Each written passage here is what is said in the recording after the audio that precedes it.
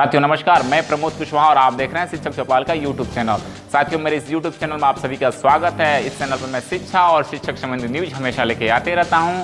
तो साथियों आज की खबर देखने से पहले मेरे इस वीडियो को लाइक कर दें और मेरे चैनल को अभी तक आप लोग सब्सक्राइब नहीं किए हुए हैं तो प्लीज़ ये लाल बटन दबाकर मेरे चैनल को सब्सक्राइब कर लें और बगल का ये घंटी का बटन दबाकर नोटिफिकेशन ऑन कर लें ताकि जो भी वीडियो डालूँ उसकी सूचना आपको मिलता रहे।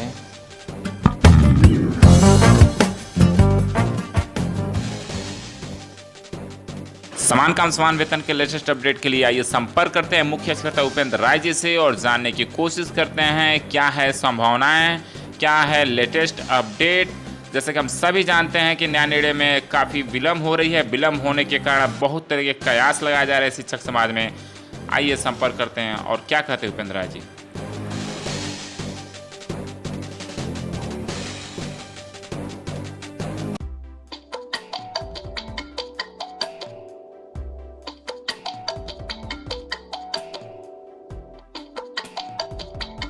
जी हेलो। हाँ सर, नमस्ते सर। प्रमोद कुशवाहा सर, शिक्षक चौपाल से बोल रहे हैं। जी नमस्कार प्रमोद जी। जी उपेंद्र सर जी है ना? जी जी जी सर, नमस्ते सर।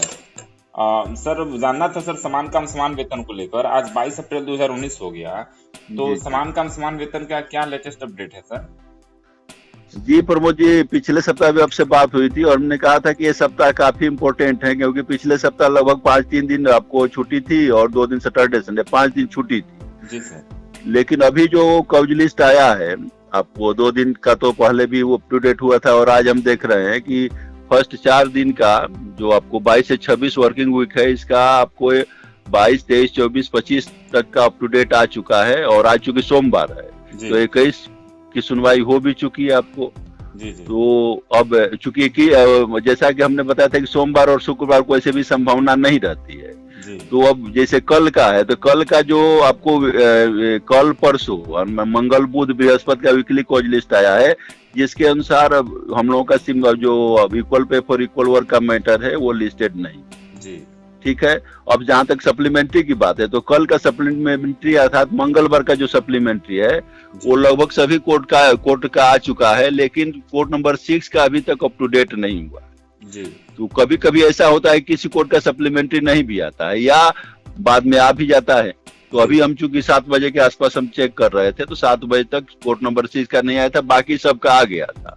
जी। तो सप्लीमेंट्री में भी देखिए यदि अपडेट करता है तो करता है, अदरवाइज कल के सप्लीमेंट्री में भी संभावना नहीं है। इसके बाद आपको बुध और बृहस्पति अर्थात ये 24 और 25 का जो बेंच है तो 24 को भी आपको उदय उमेश ललित जी कोर्ट नंबर 8 में और अभय मनोहर सप्रे जी कोर्ट नंबर 6 में बैठ रहे हैं। वहां कोई संभावना नहीं है कोर्ट वीकली कॉज लिस्ट के अनुसार। और आपको 25 तारीख जो थर्सडे है बृहस्पतिवार है वहां पर सप्रे साहब का जो बेंच है कोर्ट नंबर 6 में 1 बजे तक है और 1 बजे के बाद वहां बेंच टूट रहा है, लेकिन कोर्ट नंबर 2 में ऐसे बोबडे जी के साथ हो कोर्ट नंबर 2 में बैठ रहे हैं। जी। तो इस प्रकार से थर्सडे को भी संभावना नहीं। तो इस प्रकार से काफी हम भी इसका प्रतीक्षा कर रहे थे, हमारी संघर्ष समिति भी प्रतीक्षा कर रही थी। हमें लग रहा था कि चूंकि पिछले सप्ताह 5 दिन की छुट्टी है तो इस सप्ताह यदि जजमेंट कंप्लीट होता है तो इस सप्ताह आ सकता है, लिस्ट अप हो सकता है।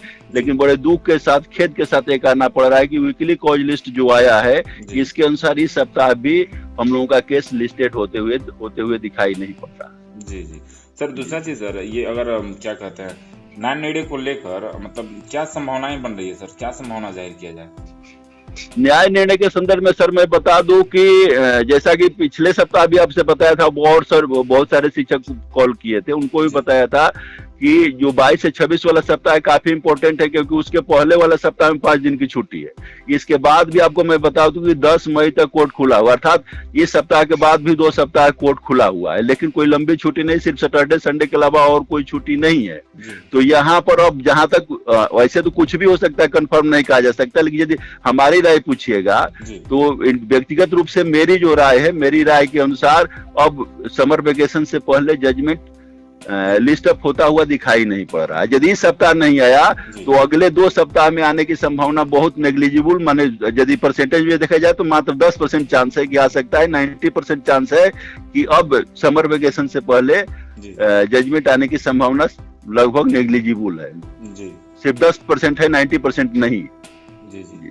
तो सर देखा जाए ठीक है, छुट्टी के बाद की क्या रणनीति रहेगा? जैसे देखा जाए सर तो 27 अगस्त को सप्रेसर रिटायर हो रहे हैं और जजमेंट छुट्टी के बाद तक नहीं आता है, तो आपका और संघर्ष समिति का क्या रणनीति रहेगा सर?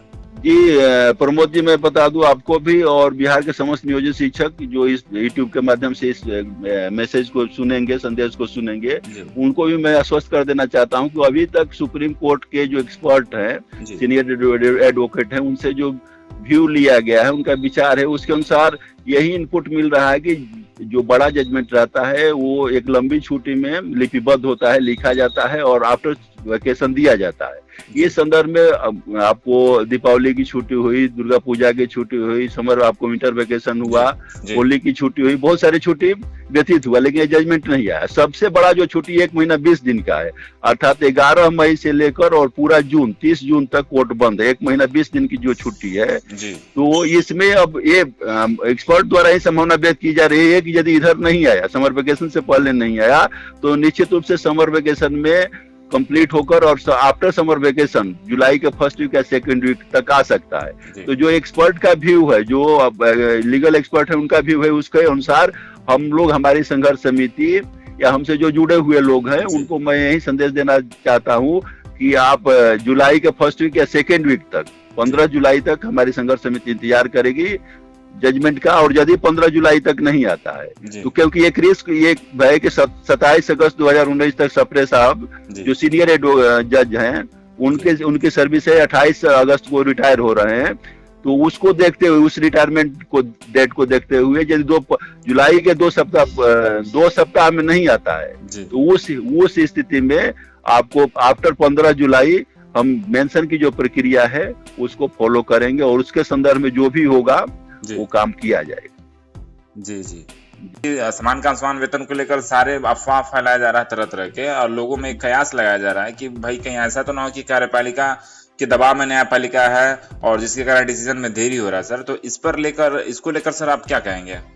नहीं, इसमें तो सर कोई ये सत्यता नहीं है, कोई फैक्ट नहीं है कि कार्यपालिका के दबाव के कारण ऐसा हो रहा है। ये कोर्ट का इंटरनल प्रोसीडिंग है और बहुत तरह की बातें हैं। बहुत सारे जो जजमेंट होता है 10 साल 12 साल 20 साल लग, आप ऐसा सोचिए ना कि सुप्रीम कोर्ट में 24 सुनवाई साल भर के अंदर हुई। यदि कैबिनेट नहीं हुआ रहता है, आप 24 सुप्रीम कोर्ट या हाई कोर्ट में 24 सुनवाई होने में कम से कम 5 साल 7 साल 10 साल समय लग जाता है। तो ऐसी बात नहीं है, कोर्ट का इंटरनल प्रोसीडिंग है और निश्चित रूप से जज इतना समय ले, ऐसा नहीं है कि जज चुपचाप बैठे हुए हैं, काम हो रहा होगा। और इतना अधिक समय क्यों लग रहा है, ये तो जजमेंट आने के बाद ही पता चलेगा।